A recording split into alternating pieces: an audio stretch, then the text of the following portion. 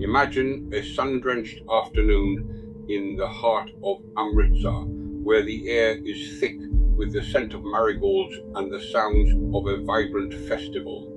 Thousands of men, women, and children have gathered in a walled garden called Jallianwala Bagh, seeking a moment of peace and celebration amidst the rising tensions of British-occupied India.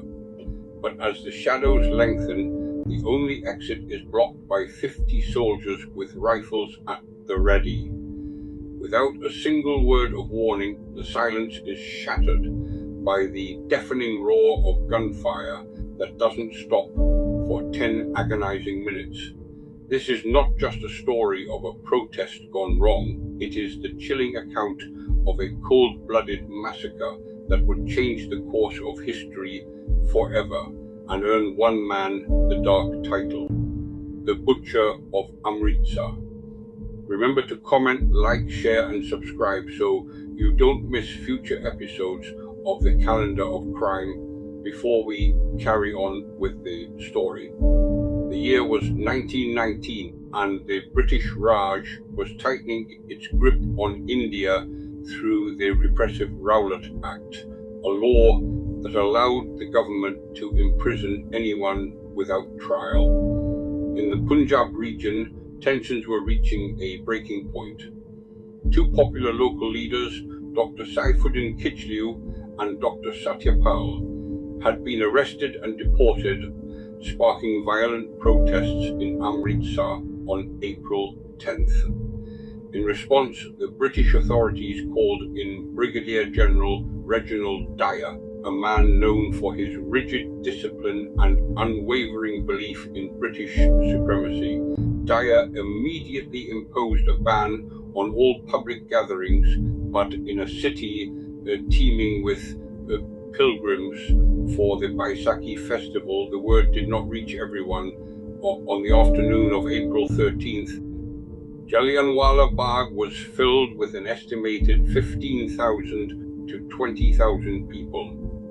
While some were there to peacefully protest the Rowlatt Act, many others were simply villagers resting after visiting the Golden Temple, unaware that their gathering was illegal.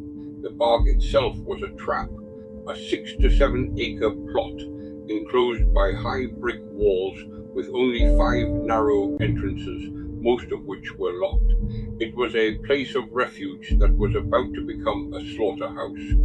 General Dyer arrived at the main entrance with 50 soldiers armed with 303 Lee Enfield rifles. He had also brought 2 armored cars equipped with machine guns, but the passage was too narrow for them to enter. Without ordering the crowd to disperse or giving any warning, Dyer commanded his troops to open fire. He directed them to aim where the crowd was thickest, specifically targeting the narrow exits where people were desperately trying to flee. For 10 minutes, the air was filled with the screams of the dying and the relentless crack of rifle fire. The scene inside the Bagh was one of pure horror. Men scrambled over high walls only to be picked off by marksmen.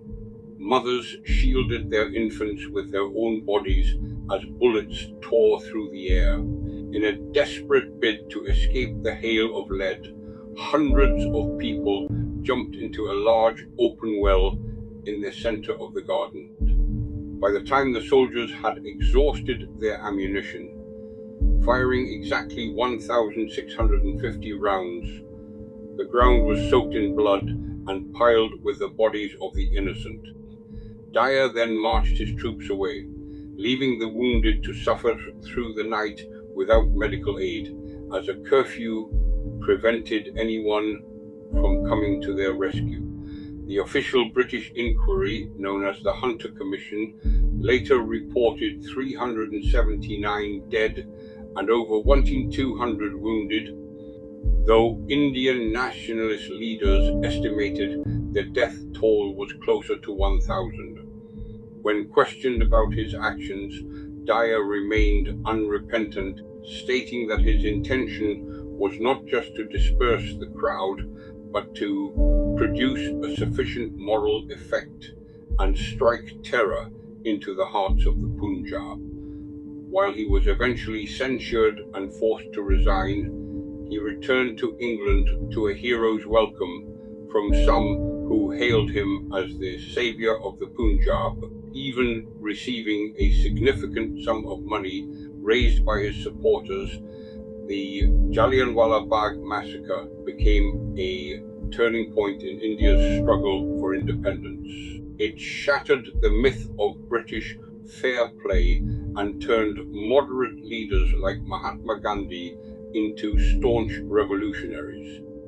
The poet Rabindranath Tagore renounced his knighthood in protest, and the event fueled a fire that would eventually burn down the British Empire in India. One young man who witnessed the aftermath, Udham Singh, would spend the next 21 years planning his revenge, eventually assassinating Michael O'Dwyer, the lieutenant governor who had supported Dyer's actions. Today, the walls of Jallianwala Bagh still bear the bullet holes of that fateful day, and the Martyr's Well stands as a silent witness to the lives lost.